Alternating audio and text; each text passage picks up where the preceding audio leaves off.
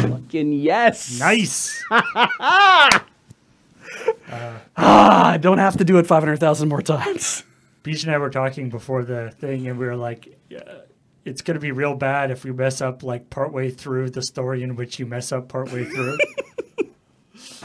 I'm really pleased that it all just worked out. Also, there's a slight typo on CheckPoint Plus on the Twitch thing.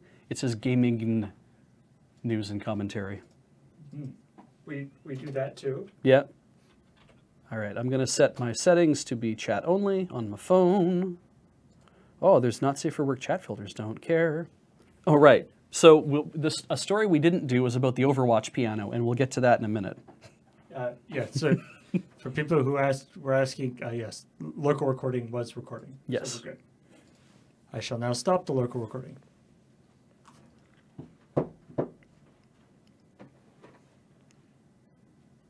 All right. So I guess I slide over, or you need to let... well, I will slide over regardless. I'm on this side now. Little dark, but not too big a deal, I don't think. There's at the very beginning, the intro. And now I get to read your comments. I'm really happy that actually that something like a character like the Piranha Plant, and it's not PD Piranha, right? They literally just put the Piranha Plant it's just in. Piranha Plant. Yeah. I'm gonna edit it now, and I'm gonna judge you. I can't wait. One time, Is no restarts. who's Petey the Piranha Plant? So PD Piranha is a giant piranha plant. Right, with like little extra bits. Yeah, and He was like a boss. Yeah, he was a boss in a few different games, and he also shows up in like more recently in the Mario and Rabbids battle. My goodness, there's just so many messages, and I'm trying to read them all, and it's hard to do Hi, everybody. because so many of you are subscribing. Yeah. So, for those of you who don't know, yeah, we things are going to get. I don't know if we'll actually be able to do a full sub welcome thing. There's a thing happening right now where because Twitch is switching over to cumulative sub, which is great.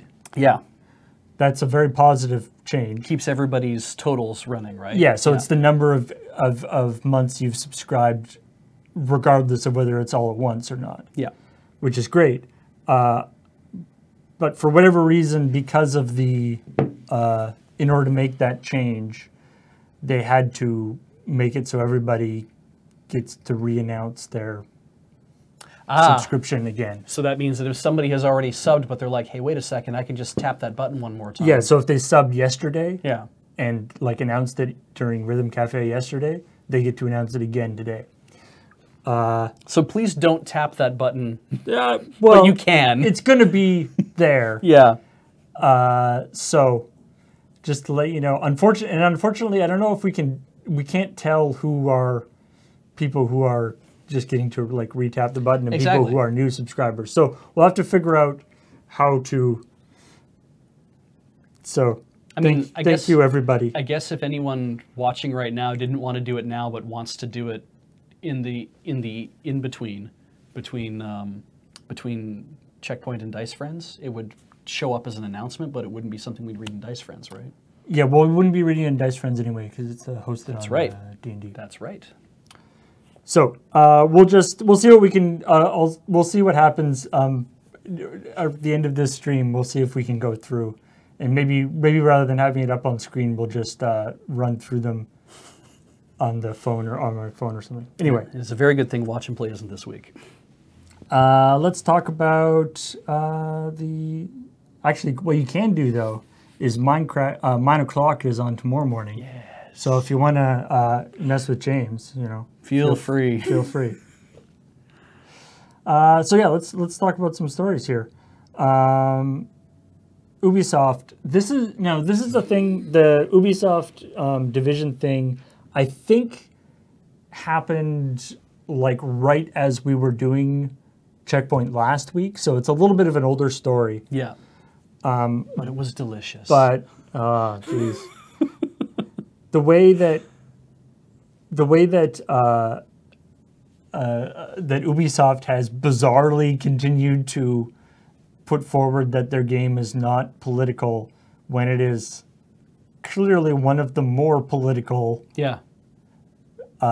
games in that in the area is Like, just odd. They could have said it anywhere else. They could have said it in like the Mushroom Kingdom if they wanted to. I mean, they probably still have the agreement with Nintendo because of Mario and Rabbids, right? But yeah, they could have put it anywhere. But they chose DC because they're like, it'd be fun to run around DC that's completely destroyed, and it's like there's going to be politics regardless. Yeah, and the premise of like that it's, you know, the sort of extrajudicial sleeper cell that is activated and taking out, it's got some implications that are a little somewhat uncomfortable. Yeah, and there's nothing wrong with making a game like that either. No. You can totally make games like that. It's just a little disingenuous to say that we didn't intend to. And to be honest, if they had been embracing that aspect of it, Yeah. the government shutdown could, because I mean, effectively, that is what is they are a mainstream title that was sort of uniquely positioned to take it some sort of marketing advantage if they wanted to. Absolutely. If they hadn't been, if they had been actually attempting to be political or whatever. Yeah. I was saying, like, in the realm of political stuff, I've liked how Fallout 5 talked, or not Fallout, Far Cry 5 Right. talked about stuff, because of course Far Cry 5, unlike the previous ones that have taken place in, you know, the one that's sort of in Tibet, and one is in a sort of nondescript island somewhere. Yeah. Whereas Fallout 5 actually explicitly takes place in like Midwestern United States. Yeah. And one of the big bad guys is is like a cult leader. Yeah. And so, you know, there's some political stuff there, and the makers of Far Cry 5 have, when it first came out, and there was, you know, some people being like, "Wow, you guys are really on top of this." Yeah. Yeah, they were like, "It wasn't what we intended. You know, we made it Yeah. a long time. Like, it's a game that's been like 3 years in development. We intended it to be kind of a, you know, making some political statements. We didn't anticipate that the political climate in the United States would be as it is now. Yeah. So it ended up being more political than they intended." Yeah. A very, very relevant game. which I appreciate that they were willing to, you know, Yeah. that they made that clear, that it was like, yes, it was, you know, obviously making some political stuff, but it turned out to be more than we intended because we didn't know what was going to happen. Yeah. Yeah. So yeah, that's, I mean, obviously the Division thing, they did it, they put it out, and then they immediately took it back, and presumably the guy got fired. And to me, it's like it was the apology that really triggered my reaction. That I was kind of like, oh, they did this thing, that's in bad taste. But then the reaction being like, it was a grave breakdown in process, and I'm kind of like, that is interesting. Then that you, it's like, was it just like some some rogue guy with access to the Twitter account was just like, it's time to make an email, you know, and just like you know, that style of thing, right? And it's like, if you actually have a process, then where was the break? The idea that an official communique goes out from a company like Ubisoft without going through like a whole bunch of levels of checking and someone isn't redundancy. signing off on that, right? Yeah. But yeah. And a great breakdown process is also actually a good explanation for what happened in Division. So that sort of works. Yeah, exactly. All right, we got the Dr. Mario for iOS has been announced. Not a lot of details. Yeah. Like literally the logo that I showed in the in the shoulder graphic is like the only information, the only actual like picture. I don't know if that even came off of the press release or not, did it? Yeah, it came off, that came off the press release. But other than that, there's no screen stuff. It's probably even like a working logo right now. Who knows, right? But I mean, it's Dr. Mario. Yeah. I think we all basically know how it'll go. The big question is like, what's the monetization strategy going to be like? It is very interesting that they're partnering with Line for that, because Line is very big, and they already have a business alliance. Like, they're not a partnership, but they like refer to it as a business alliance with DNA. They own a chunk of DNA, like all that kind of stuff. So it's kind of weird to think that DNA isn't involved. But I imagine this is one of those like diversification things where it's like they might have gone to DNA and say, "Can we bring this? Can we bring that?" And it's like, dude, we are still working on Mario Kart Tour. Like, we'll have to bring on a whole because they're pushing back Mario Kart Tour, right? Yeah, it's like it's supposed to come out I think later this summer, but I don't know. And again, I don't know if I'll play it or not. But the idea of we're going to go to Line and see if we can pick up people to play Dr. Mario, and it's maybe Line will be interested in pushing it in part of their own application as well to say, oh, by the way, we've just made this new game. You can purchase it through the Line store or whatever. We'll see what happens. But I just thought that was really interesting that they're kind of eyes out everywhere. I also like to say to Beach that it's become like the world subtitle has become a pretty common thing. But when you think about it, Dr. Mario World has a certain implication to it that is relevant to, say, our AFK pandemic stream for later on this week that is concerning. Because presumably the previous Dr. Mario games were not Dr. Mario World. No. But now Dr. Mario has to go global because fever and the chills are now a global pandemic. Yeah, it's a and he's the only one who can save people by giving them many pills. Yep. I really liked my modern healthcare metaphor line for that. Yeah. But yeah.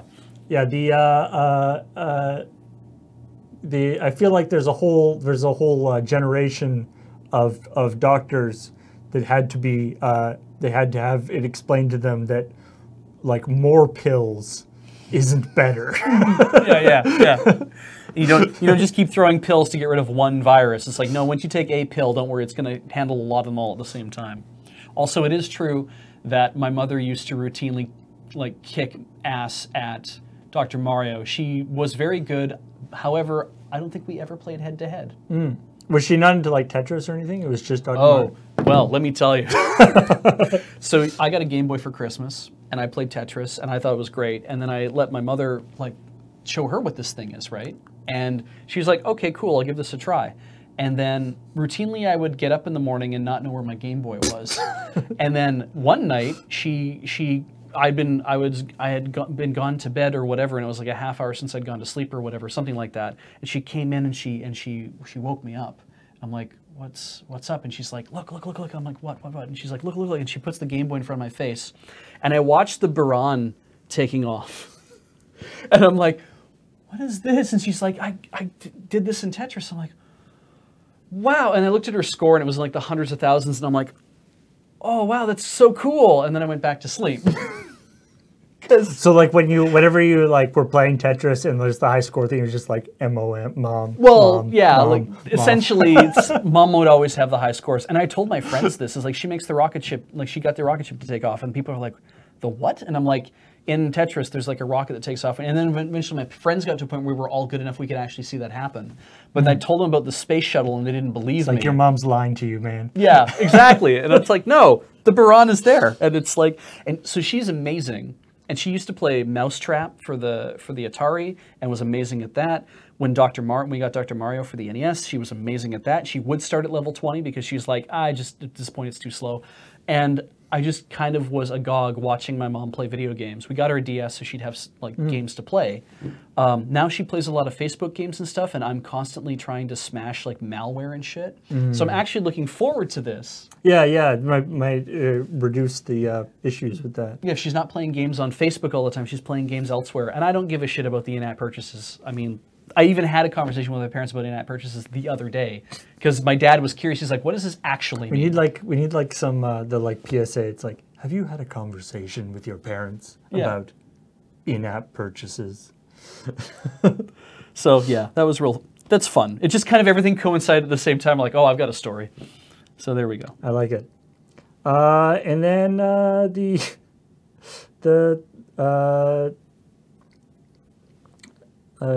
Groundhog Day story. Hope you liked that. Which with it, that was a lot of fun to figure out how to do that. Yeah. And make it not make it work to do it live. That was Cool. I actually went back and watched just like a couple of little clips from the movie, and what's kind of neat about the movie is that there isn't a flash or anything. Is that it literally just jump cuts? Yeah, it's a hard cut back. Obviously, we can't do that, but I really I thought that turned out really well, and also there is this weird aspect of it, like when you think about the experience of Phil in Groundhog Day. Yeah. And then it's like, oh, we could translate that into a video game. And it's like, wait a minute. Replaying a thing over and over again until you get it right is literally like 90% of video games. Yeah, it's like that's not an innovative thing. Groundhog Day is a perfect video game, but what it actually is a perfect video game movie. Yeah, like Groundhog Day is like the movie of a video game that never existed. It's the Dark Souls of movies. I'm excited too to see how it all plays out. I don't think I'll be playing it, but I am excited to see when it comes out if it'll actually be an interesting storyline. The branching story thing, I feel like it's going to be like visual novel where it's like you can go any direction you want, but ultimately you all end up at the same ending, and that's fine. It's just different. Yeah, one of the fans on one of our lights is... That is the fan, though. That's not the thing cooking itself to death. Probably. Probably, okay. That's fine. So, yeah, let's see. Other stories. So there's this Overwatch piano thing, which Beej mentioned in the outro. Oh, yeah. So also from the outro, Piranha Plants in Smash. Yeah. And that's great. Absolutely. There's a... He's got little feetsies that pop out the bottom of the pot. It's very cute. Like, I love when they reimagine... Adorable for having a thing that is just a giant mouth. Yeah. Somebody had brought up that P.T. Piranha is in the game. He's the final Smash. Oh, he's Piranha Plant's final Smash. Yeah. Oh, I'm like, that's good. Okay. It's funny because there's so many things in Mario that are personified, right? Yeah. Like even the blocks have little faces on them. Yeah. The Piranha Plant doesn't. No, it's just a mouth, which is horrifying. Like, it's a terrifying idea. But like, of all the things to like give personality and character to in Mario Brothers, like the Piranha Plant is not what I would have gone for first. No, right? But I guess in a fighting game it makes sense. Because you could, like even Chain Chomp has more like personality. Yeah. Because it there's been stuff already with like the Chain Chomp kind of jumping. But he's around. like an assist trophy or something too, right? Like if you pull Chain Chomp, he is in the game. Oh, is he? As a weapon, I thought. Chain Chomp's in the game as an assist or something? I thought? Maybe I'm wrong. But yeah, I love how they took the Piranha Plant from just being the thing that comes out of the pipe to being the thing comes out of the pipe and then tilts and looks at you and then shoots. Like it actually has sentience, so or not sentience, but it actually has like that's true. In original Mario, the Piranha Plant was literally just like a plant that moved up and down. Yeah. There was no concept that it actually was sentient in any way. Yeah, and then in Mario Brothers 3, it would come out and it would like tilt its head and try to find you and shoot a fire at you. And then as time evolved, it was like, we can do more with this thing. Anyway. I like the idea of there, like in the same way as you have like Pokemon Trainer or whatever, like that sort of, or like the Smash characters that are like groups of characters. I like the idea of something that is like all the Mario things that aren't actually like characters, like blocks and the hills. Yeah, and a pipe. And like a pipe, like things that are weirdly personified in Mario games but aren't actually like the clouds that like have a little cloud, eyes. Yeah. Just like inanimate objects from Mario. Yeah. All right, what else we got? So Overwatch. So there's a new level in Overwatch called Paris, which theoretically is in Paris. And in that there's, it's a normal Overwatch level, but there's a place with a piano in it. And for whatever reason, they actually made the piano work, and not just you shoot it and it makes noise, but you can shoot individual notes and make things. So people obviously have, used it to do things such as play All-Star by Smash Mouth. Yeah. and are really good at it, which is the distressing thing. Because I'm watching people like play a song. Well, yeah, because the keys are very small. Yeah. And like the accuracy, depending on, the fun thing is different characters are better at certain types of songs depending on like how they're done. Like I saw somebody was like playing a song, and then partway through they were playing Genji, and so partway through switched to using Genji's alt, which is like ninja stars. Yeah. And so was able to hit like chords, hit multiple keys at once. It was just like, why is this a thing? Yeah. Why don't plus of course they actually are playing Overwatch. Yeah. So when you see people playing, like they'll play a song, and then every once in a while they'll like look up to see if anybody's coming to kill them. Yeah. Go back to shooting the piano. Which I'm assuming is something that all piano players have to, you have to make sure nobody's coming up behind you to shoot you with a futuristic sci-fi gun. There was a streamer. She's I think she's French, or she is singing in French anyway. But she was singing La Vie en Rose and also playing and accompanying herself. While she's singing on the piano played with a gun. Yeah, it was really cool to see. It was like these great little moments. But watching how fast people can actually play a tune, and I'm just like, no, It's a good, like, I could see it as actually kind of a good, like, you know how like football or soccer players will do the thing where they'll like juggle the football. Yeah. Or juggle the ball, or do like you can see it's almost as like a drill. Yeah. For like a pro Overwatch player, just like hitting a bunch. It's because it's basically hitting a bunch of very precise targets. Yeah. Very quickly. Yeah, absolutely. And harder too when they all look the same, because they're not like differentiated as like that's a head or something. It's like these are all white keys, but you have to pick the right ones. Anyway. Oh yeah, you what did it? Yeah, the Looney Tunes. The there's a song. There's a particular song in that is those young endearing charms. Those endearing young charms. Do do do do do.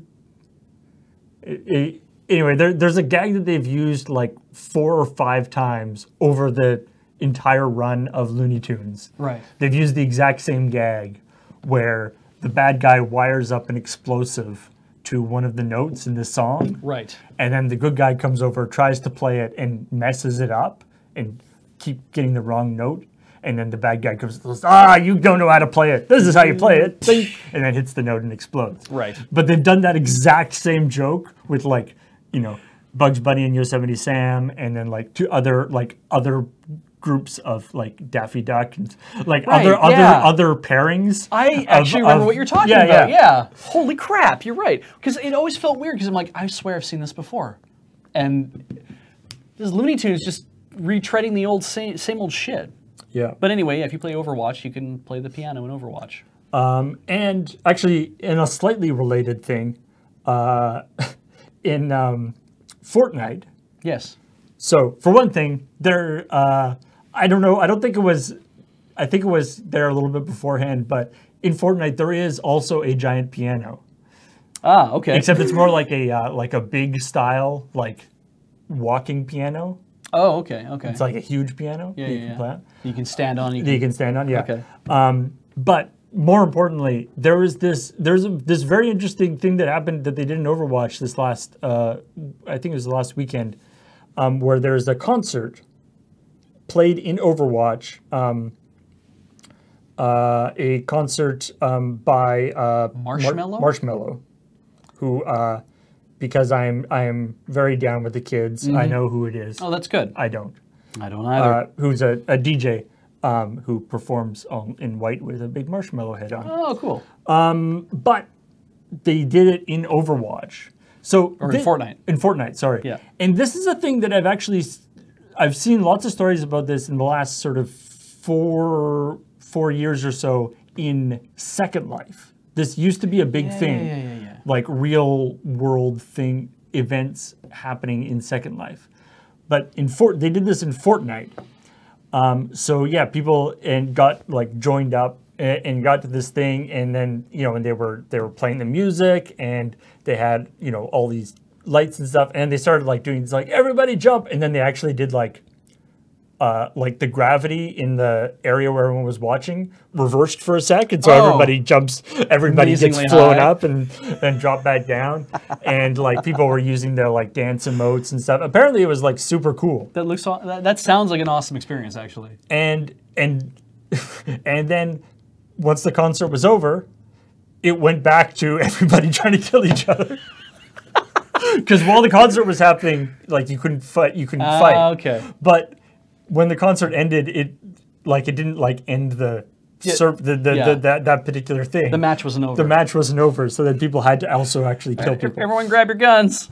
Yeah, and there was also a music thing in Minecraft a little while ago. There's like a Fire Fest thing. Really? Wow. Okay. It's a neat idea, or it's a cool idea in a.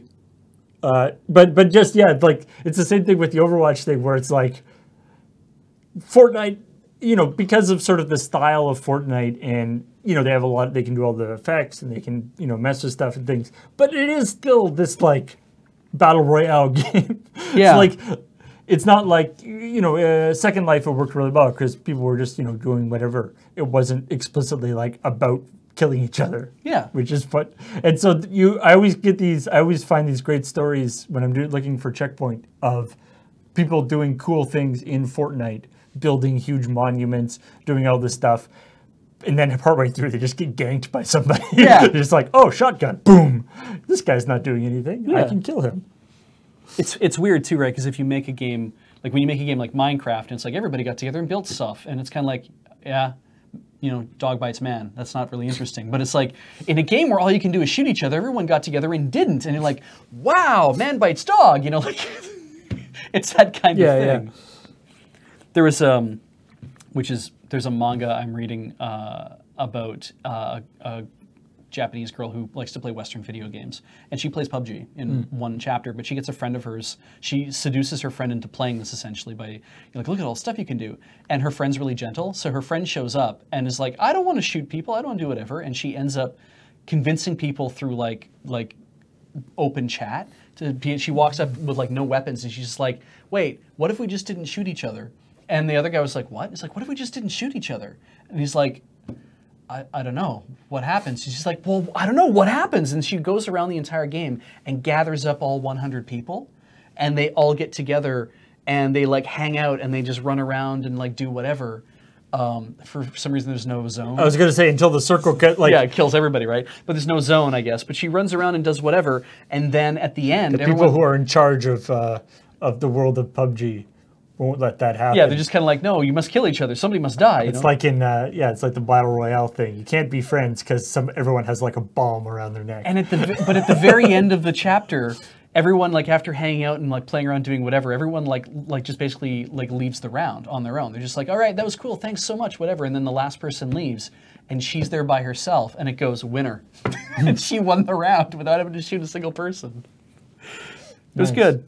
I like there's a neat story actually a few months ago. There's about a thing in like Rust, which is one of these it's where survival style everyone games. starts nude and it's a different design. Yeah.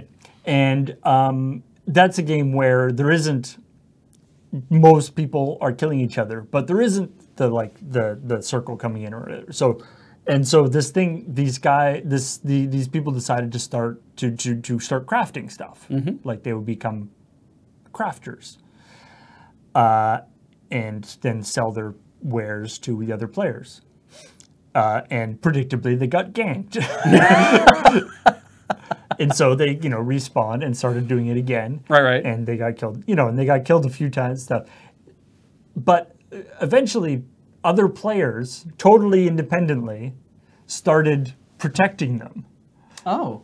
Because they realized that these people were, like, the stuff that these people were producing was, and they were providing a useful function for their community or their thing. And so it started, other players totally, like, without any sort of centralized planning, just started protecting, like sort of guarding the little area where they were doing all their crafting and stuff. And so it actually turned into like a real, More how the game should act. or like a real system where like they would, they would make stuff and then they would like, pay the people who are protecting them a little bit and then sell other stuff. And That's cool. It was a neat idea.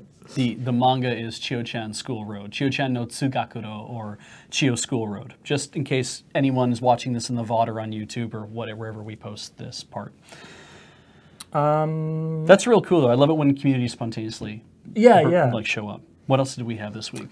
There's a neat story about how this is just the story I saw this morning about how a blind player plays Gears of War 4 Based on sound cues. based on sound cues. So this is a guy who's he's actually fairly prominent in the blind gaming community, or just the gaming. He's known quite well as because he's a very, very skilled like fighting game player. Okay. Apparently, he goes by the name Sightless Combat.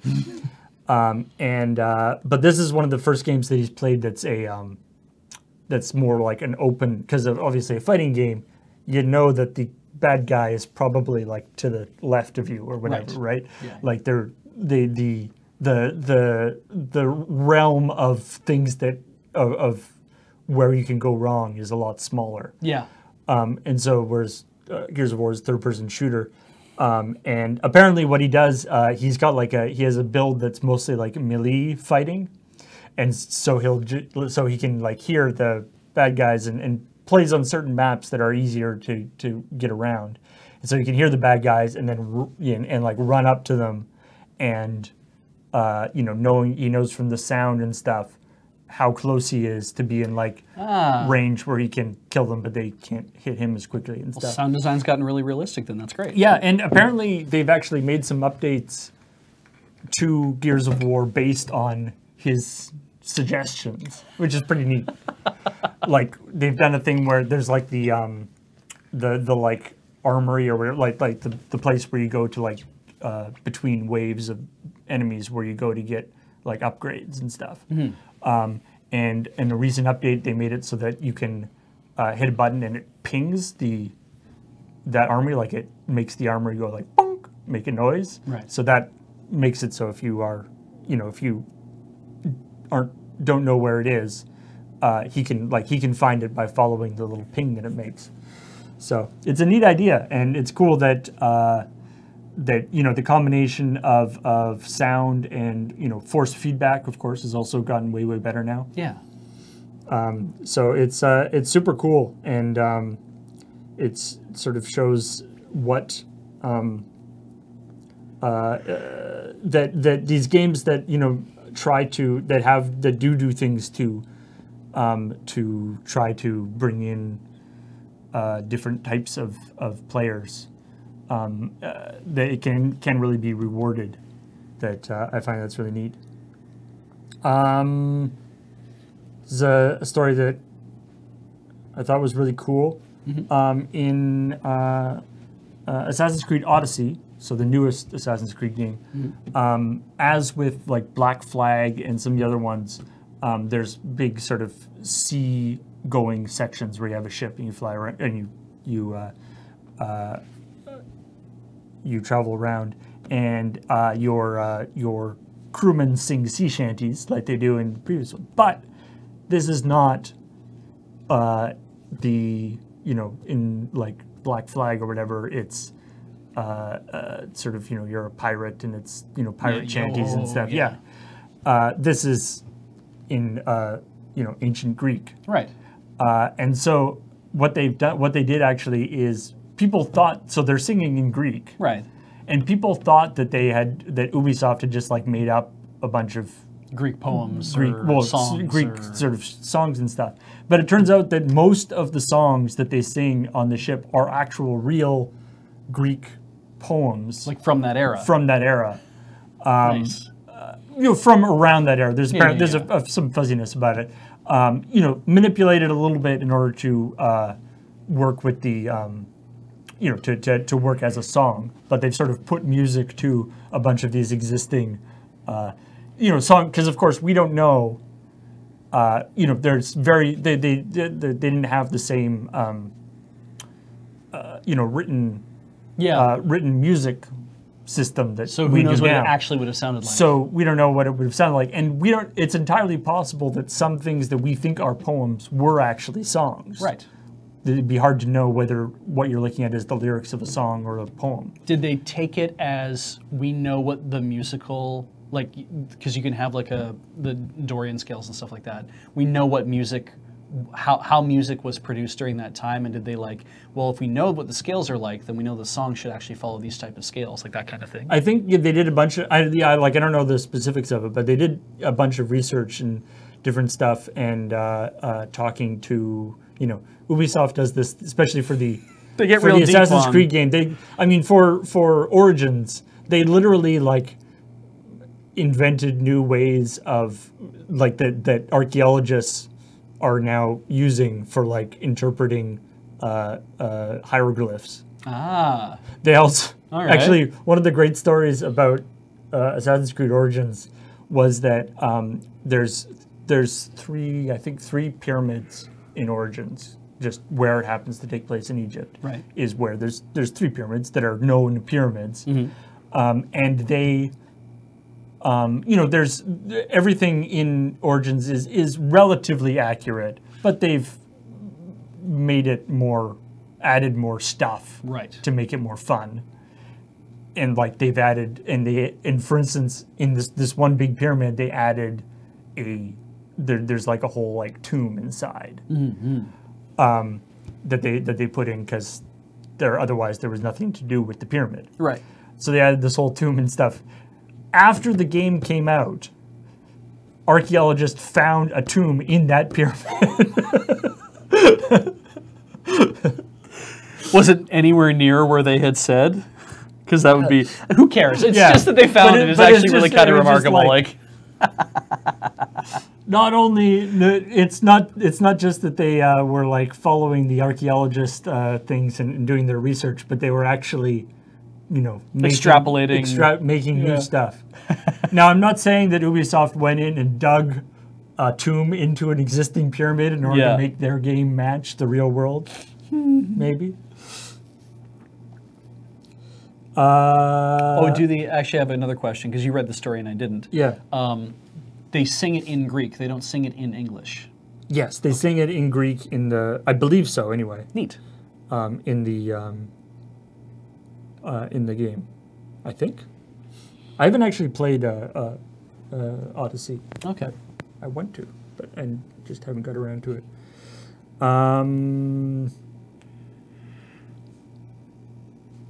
Let's see what we got here. What else happened that was interesting?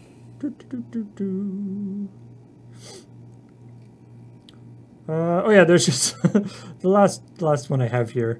In the realm of silly games that people make to I feel like there's a certain there's the genre of games that are basically there for people to be like, really, that's a thing? Yeah. Sure, I'll pay $1 for that. Yeah.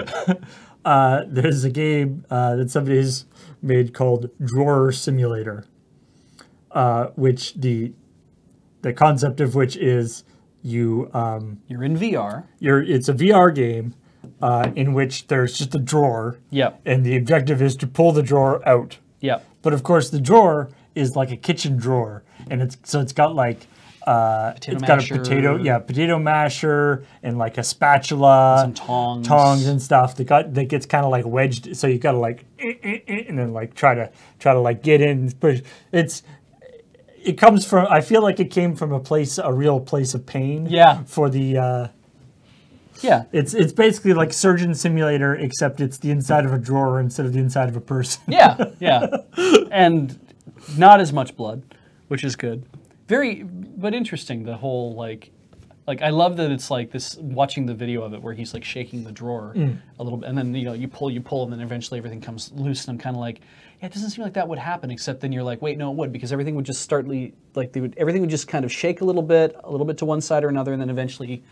Well, there's that aspect, like, in the real world, when you get, there's the thing where like the stuff gets wedged in the drawer. Yeah. And you try that usually. There's like, you know, maybe if I just kind of shake, it's like, you know, if there's like cords, like your like cable is all knotted up, Right. you know. Maybe you just keep pulling. Yeah, your first instinct is, you know, the optimism of just kind of like, maybe if I just kind of like shake it a little bit, it'll kind of work itself out. Yeah. Usually doesn't work out that way. No, not at all. Drawer Simulator is the real 3D horror. Yeah, I think that was all the main stories, all the stories that seemed interesting to talk about anyway. I'm sure there's I know there was a thing about that Nintendo released their Financials? the financials, and apparently the Switch is getting very close to the lifetime Wii sales. And, you know, previously, like the Wii was previously like a ridiculously high watermark. Sure did.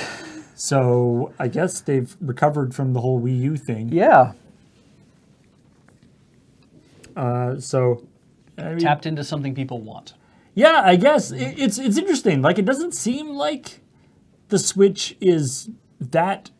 I mean, it seems great as Yeah. a console. It doesn't seem like it has the same kind of like crossover, innovative appeal that the Wii did. Yeah. Because like part of the thing with the Wii is that people who never played video games were just getting it for like the fitness stuff, and people were, you know, the For- motion yeah, control exactly. stuff and all this thing, which I feel like isn't really a thing with the Switch.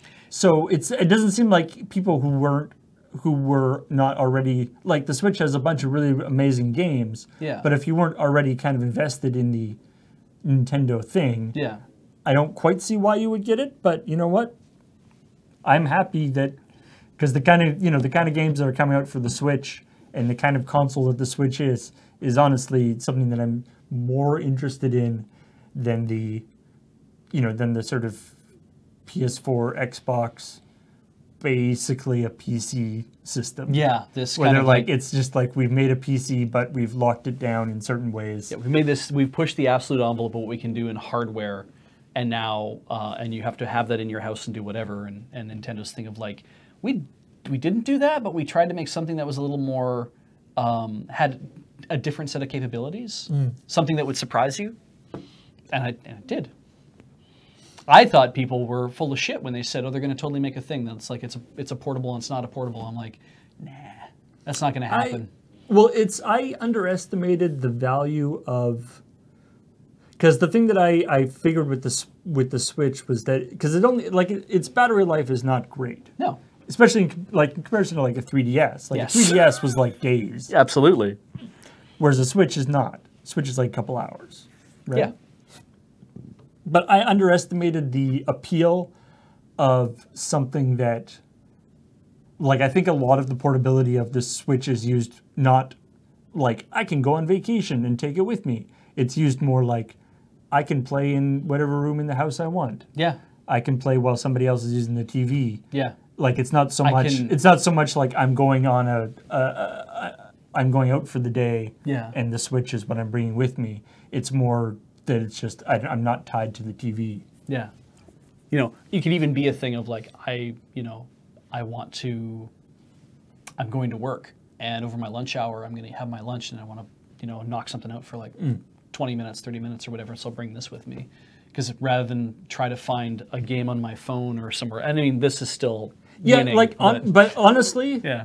I think that that in a lot of ways, like the Switch is kind of a replacement for like iPad or like phone. It's like, rather than like playing a whatever crappy game on your phone, you can play like a real game. Yeah. And but it's the more same thing. complicated. It's the same thing. It's like, while sitting on the couch or in the bathroom or Yeah. wherever. Yeah. Anyway. All right, so we put it off as long as we should can. welcome subs. Yeah, putting it off longer is not going to help. No, it isn't. The storm count today is already 115? quite high. Yeah. 115? I think I saw 115 go by, yeah. So I was thinking maybe what we'll do, rather than like go through it on the screen, I think it'll be a little faster if we just go and You want to read them as we'll just read them straight off the go through the notifications and read them off. I do not know where I can go to find that. Is it just lurbot.com? Yeah. Okay. Aha, there it is. How far back am I going? About an hour. Okay.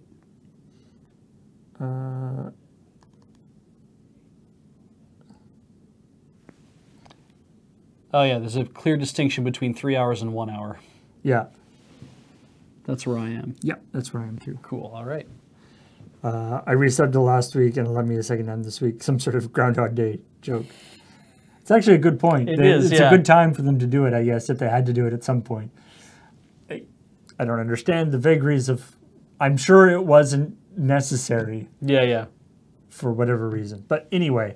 So let's. I guess we'll just go back and forth here. Yeah. And we'll read out stuff. Again, we're not going to do the notes that came with them, but we can see them all. Thank you for those. And by the way, if you ever want to see lurbot.com, that's not just like our thing. I mean, it's our thing made by some of our awesome mods. Yeah. But it isn't something that just we can access. If you go to lurbot.com, you can see in the notifications, you can see all the wonderful people who have subscribed. Please don't use that information for evil, or we will have to be the only ones who can see it.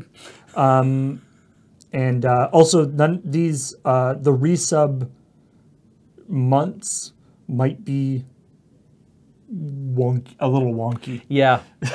Some of them might be weird, really high, and some of them might be like some people might show up as new subscribers who aren't actually new subscribers. Yeah. That's a process that's It's all going to get worked out. So let's start with Matt Lilac NZ. Thank you for subscribing for 14 months. Margie RG subscribed for 20 months. Welcome back. The other Trevor for 28 months. Azure Heights for a full year again. Lawrence 72 for 19 months. Kane SD for 61 months. A Cloned Pickle for 32 months. GZ56 for 23 months. PK Jester for 23 months. Blue Mechanic for 56 months. Couldn't pick a username for 28 months. Allness 49 for 33 months. Foxmar320 joining the sub train for 61 months. Explorer 785 for 21 months. Orgasmatron for 11 months. Agent Magic Master for 61 months. Nami77 for 37 months. Gen2 Gengar, it's Gen2 Gengar, for 25 months. Red Shoes Jeff has the 1 year again. TXC2 for 47 months. Welcome back. Feldheim C for 65 months. Woo. Mirnus for 61 months. Also a lot. Before Dawn with X's on either side for 25 months. Night Valian 28 for 59 months. Getting close at 5 years. Terra Spidomorphy for 10 months and also sounds terrifying. It does, doesn't it? FL Torian for 55 months. Raneko for the 47 months. Thank you very much. Hoktari for 32 months, hoping for that Paul point. This is sort of, there's more Beige point, but Paul was also here, point. Stofern for 64 months. Simon 40 Russell for 28 months. Inky Goest for 27 months. Ard Riss for 28 months. Renard Rekka for 25 months. Mayday 24 for 7 months. H-Bomb and Friends for 23 months. Crispy 042 for 23 months. Chameleon for 84 for 11 months. Aesir Blade for 45 months. Oh God, Siri. She came to life. The Ghost with the Most for 18 months.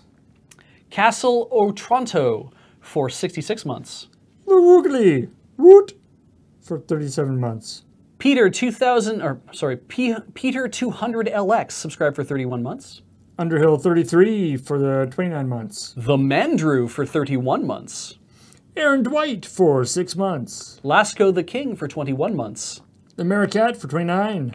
Brindlebore for 11 months. H-Bomb and Friends with the 50 bits. Thank you very much. Bitter 1 for 23 months.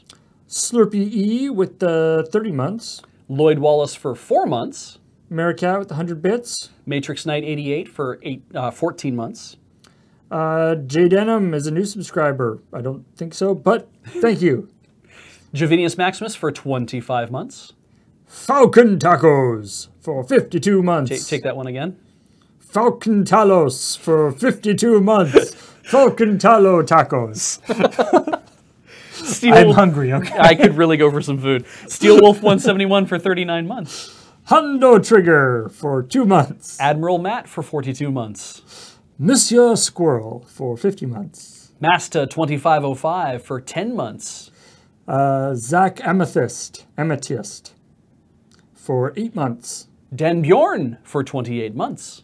Zerg 539 for 25 months. Just Not Dave for 26 months.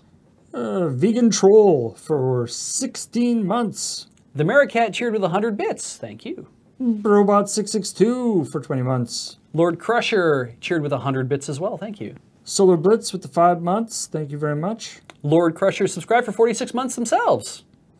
Master 2505 with 250 bits. Thank you. Grumbling Moblin subscribed for 39 months. Red Keyframe for 5 months. Edgar Ware for 27 months. Drop a train on him, Edgar. Nivy for the 1 year. A Barbarian for 22 months. I know. Yeah, they keep. More people keep coming. Yep. Vire for the 34 months. Sin Kirby for 46 months. Arkel for 51 months. Germ Ant is a new sub. Welcome to the channel. Mr. Flip for 65 months. Fuzzy Died for 24 months. It's 2 years. Wait. Ninja Theory Ashrams for 61. Thank you. Ark of the Conclave for 7 months. Molyneux. Yeah, I think it's Mjolnir, yeah. For 32 months. Rear Wheel Drive 130 for 20 months. Maricat with 100 bits. MTV CDM with 115 bits. Maricat suggesting we get extra help to read these out. Oh, yeah. Good point. We'll We'll catch see how it. it goes. Just accept the username for 7 months. Jacob for 36 months, 3 years. Forge Bold for 16. Drain 10 for 19 months. Gina Mahavra. Oh, good, they fixed this for 45 months. Generic Evil Genius with the 57 months.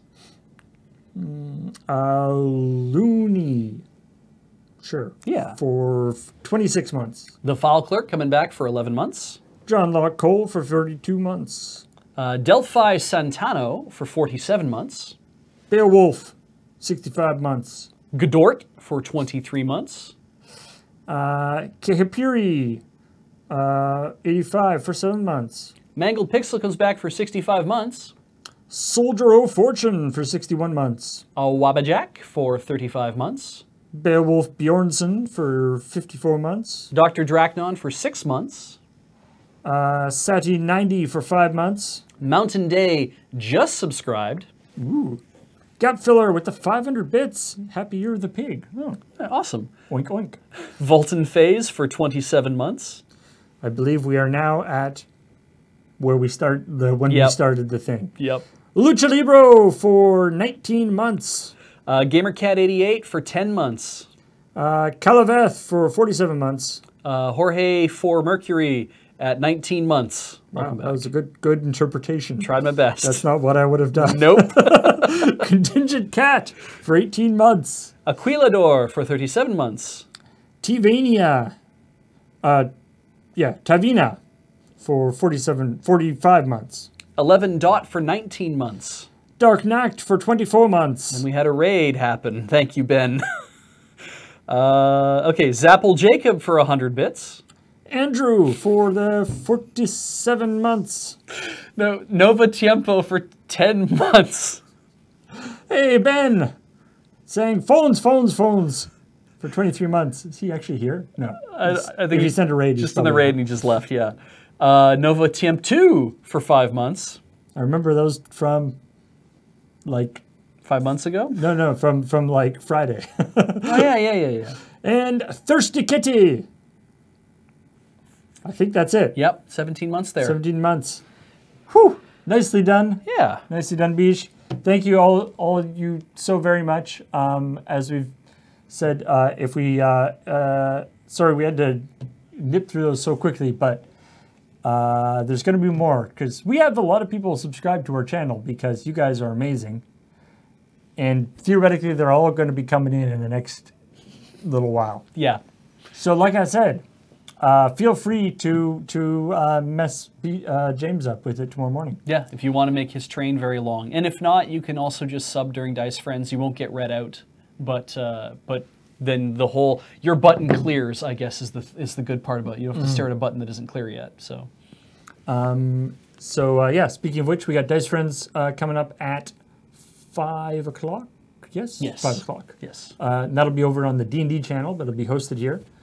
And then tomorrow we've got 9 o'clock in the morning. We've got New Day Tuesday, where I think it's changed from what we were planning, but It might be me taking over.